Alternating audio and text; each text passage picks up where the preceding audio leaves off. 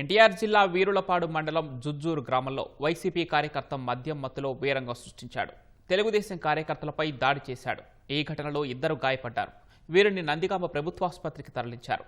అధికారంలోకి రాగానే రప్పారప్పా నరుకుతామంటూ హెచ్చరించాడని బాధితులు చెబుతున్నారు. పోలీసులు కేసు నమోదు చేసి దర్యాప్తు చేస్తున్నారు.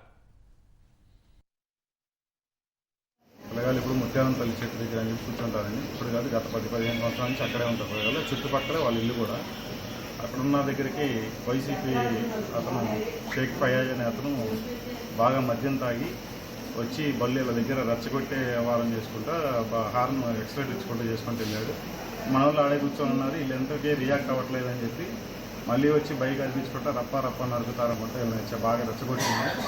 తాగిన మత్తును బాగా వ్యవస్థం చేశాక ఇద్దరు మాట తిరిగి నెట్టుకున్నాక మధ్యలో నాకు వేరే వాళ్ళు ఫోన్ చేస్తే నేను వెళ్ళాను.